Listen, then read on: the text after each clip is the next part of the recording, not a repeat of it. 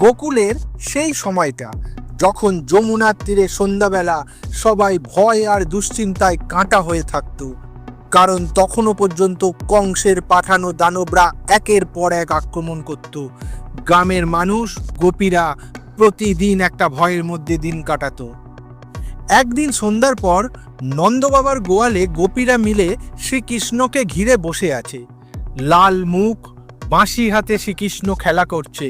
কিন্তু গোপী সুধা চোখে পানি নিয়ে বলল, হে কৃষ্ণ, আমরা তো তোমাকে ডাকতে পারি, কিন্তু বিপদ এলে, তুমি দূরে থাকলে আমরা কিভাবে তোমাকে স্মরণ করব? কৃষ্ণ একটু হেসে গোপী সুধার দিকে তাকালো। তার চোখের টানেই যেন যমুনার নীল ধ্বনি বাজল।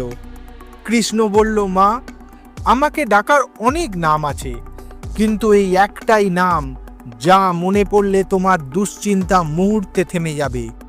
গোপীরা অবাক হয়ে জিজ্ঞাসা করল, কোন নাম? কৃষ্ণ মৃদু হাসল, হৃদ্দেশ। এর অর্থ যিনি হৃদয়ের ঈশ্বর, যিনি মনকে শান্ত করে। কৃষ্ণ বলল, এই নাম শুধু ডাক নয়, এটা হৃদয়ের দরজা। যখন দুশ্চিন্তা তোমার বুকে চেপে বসবে, যখন মন অস্থির হবে, যখন ভবিষ্যৎ অন্ধকার মনে হবে, তখন শুধু বলবে, হৃদ্দেশ, আমি তোমার মনে শান্তি পাঠিয়ে দেব। গোপীরা সেই নাম জপ করতে শুরু করলো। আর আশ্চর্য, যে ভয় তাদের এতদিন আঁকড়ে ধরেছিল, সেই ভয় চোখের পলকে চলে গেল।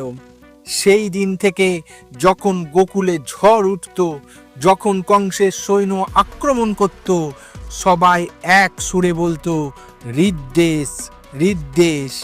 আর গ্রামের বাতাসে যেন এক অদ্ভুত শান্তি নেমে আসতো, যেন স্বয়ং শ্রীকৃষ্ণ নিজেই এসে সবাইকে রক্ষা করছে। কৃষ্ণের এই নাম হৃদ্দেশ শুধু জপ নয়, একটা মনকে দেবত্বের দিকে ফিরিয়ে আনে।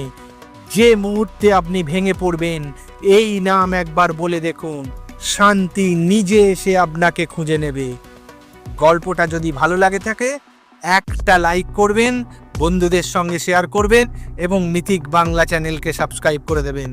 মিথিক বাংলা, যেখানে পুরাণ জীবন্ত হয়।